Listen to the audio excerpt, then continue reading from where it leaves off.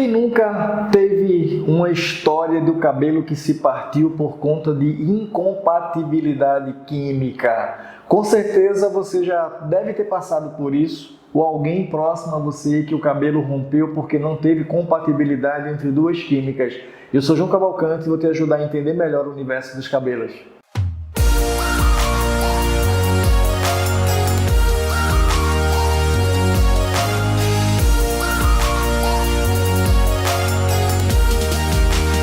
Incompatibilidades químicas. E o que vem a ser isso? Incompatibilidade química, como o próprio nome sugere, é todas as vezes que uma pessoa submete os seus cabelos, os seus preciosos fios de cabelos, a processos químicos que eles não têm compatibilidade entre si. Existe um problema muito grande no Brasil, que não existe uma regulamentação clara para o exercício da profissão de cabeleireiro. A lei que regulamenta a profissão é de 2012, é uma lei relativamente nova e quando ela foi promulgada, automaticamente vários capítulos eles foram vetados.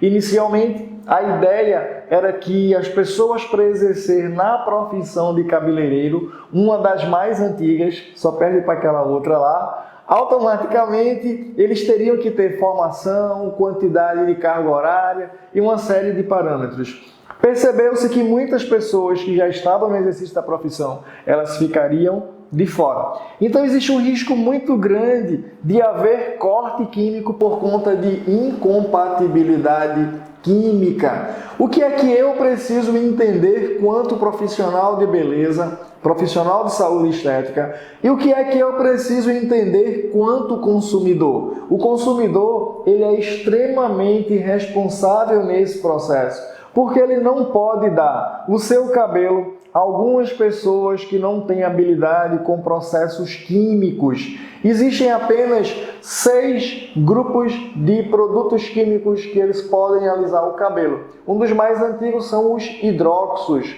Tem um nome muito comercial, muito conhecido, chamado de guanidina. Guanidina é um tipo de hidróxido. Existe hidróxido de sódio, a famosa soda cáustica, era uma banha que as pessoas passavam no cabelo há uns 40 anos atrás para alisar o cabelo. Essa banha alisava o cabelo e ela feria o couro cabeludo, corria um líquido transparente que as pessoas não sabiam o que era, nem o nome dele, e hoje a gente sabe que é o líquido linfático. Automaticamente, quando existe uma lesão mais superficial e não existe sangramento, esse líquido está presente, é um líquido transparente que muitas vezes grudavam o cabelo e as pessoas não sabiam nem por quê. Hidróxido, ele não é compatível com o segundo grupo de produtos que alisa, chamado de tioglicolato de amônio, ou conhecido popularmente como amônia. Provavelmente você que está me ouvindo e tem mais de 30 anos já usou Vela Chic, Velin, Relife, IC e outras substâncias que tinham como princípio ativo o tioglicolato de amônio. Então eu preciso entender que são substâncias antagônicas. Quem faz uso de hidróxido precisa esperar uma quantidade de meses, 4, 5, 6 meses, para poder trabalhar uma área que está natural, para que não haja essa incompatibilidade química e venha haver um corte químico. Existe um outro grupo de substâncias que ela tem capacidade de alisar, chamado de formaldeído ou formol. O famoso produto que você vai encontrar nas progressivas, nos botox, nas selagens, nas gradativas, destrutivas e outros tratamentos em salão de beleza para alisar cabelo.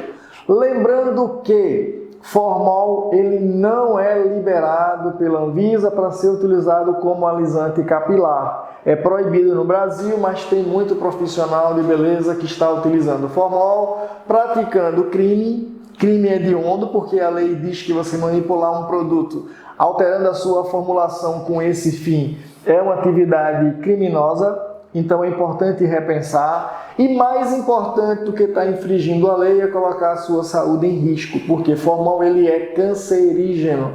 Ah, professor, mas eu conheço uma linha que tem 0,02% de formol.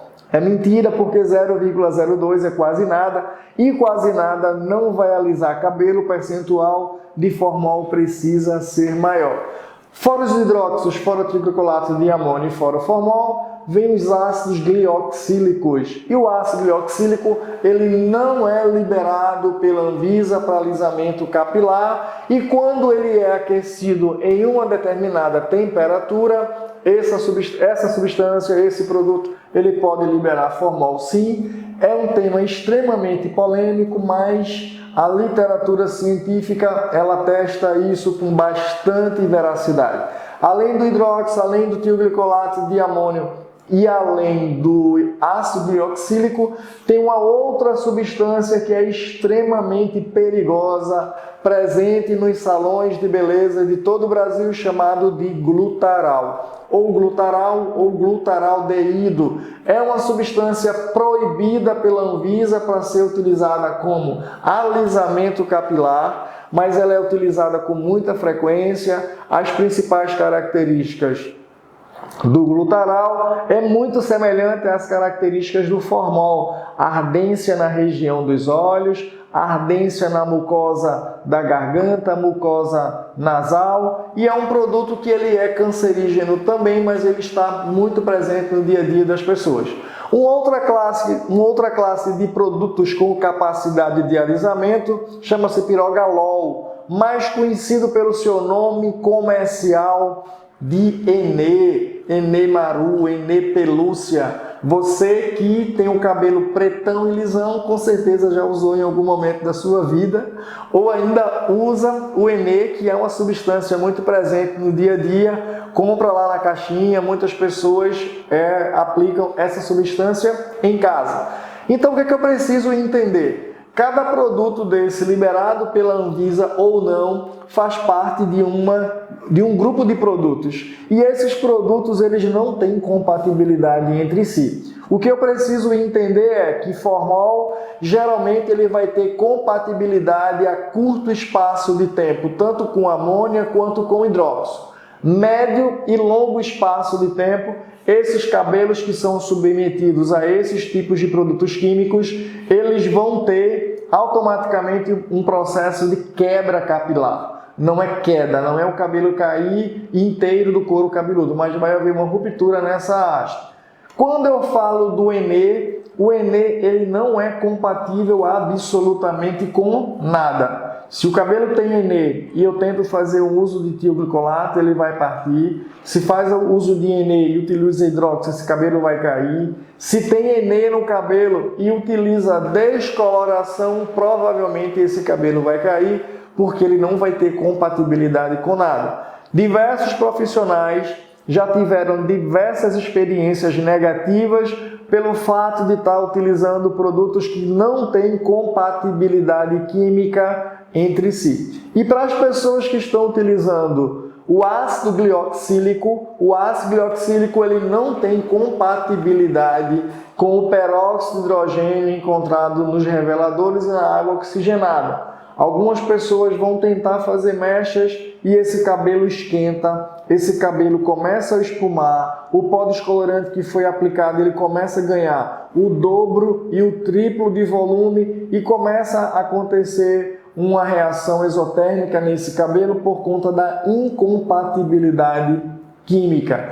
Como esses serviços se popularizaram no Brasil, diversas pessoas sem habilitação, diversas pessoas sem estudo, sem conhecimento, vai numa loja de cosmético, compra e aplica. Então, quais são os principais riscos de uma incompatibilidade química? É haver ruptura, quebra da haste capilar. Em outros casos, pode haver uma queimadura nesse couro cabeludo. Existem diversas histórias, diversos casos aqui no Brasil, de pessoas que tiveram queimadura por conta de incompatibilidade. Coloca um produto que não era compatível, tem uma queimadura nesse couro cabeludo, aplica um outro produto por cima, como por exemplo, fazer mechas progressiva no mesmo dia, aplicação de hidróxido de sódio no couro cabeludo e em seguida tentar fazer um clareamento. Por mais absurdo que isso pareça para você que está me escutando, no meu dia a dia como formador de opinião, no meu dia a dia como educador na área de beleza, eu escuto diversos relatos de diversos profissionais que eles não fizeram um teste de mecha, que eles não fizeram um diagnóstico mais preciso. Então a dica que eu dou para o profissional de beleza que não é tão experiente, ou para aquele que é mais experiente, está na área, mas ele ignora que o fio de cabelo tem uma estrutura, tem uma característica específica, nunca deixe de fazer o teste de mecha. O teste de mecha, ele é extremamente importante porque ele é um exame do cabelo. Esse teste de mecha, ele vai mostrar para o profissional se esse cabelo tem resistência, se ele não tem resistência, se a resistência ela é baixa, se é uma resistência alta. Ele vai mostrar o tempo de ação de qual produto, se vai ser um produto mais concentrado, um produto menos concentrado.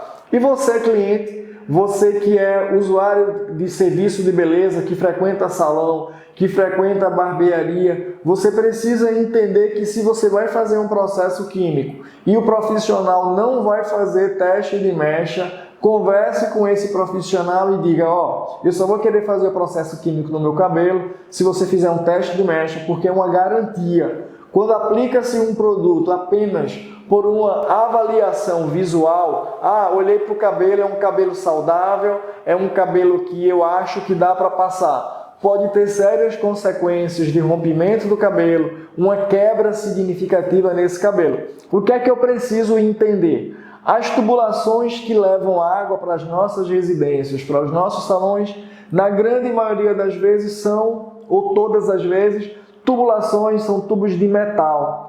Diversas vezes a gente tem tubulações de cobre e são depositadas partículas nessa água e automaticamente esses cabelos começam a absorver uma grande quantidade de cobre. E muitas vezes vai fazer uma coloração, uma descoloração, um alisamento e esses cabelos eles não passam no teste de mecha ou têm um problema de ruptura.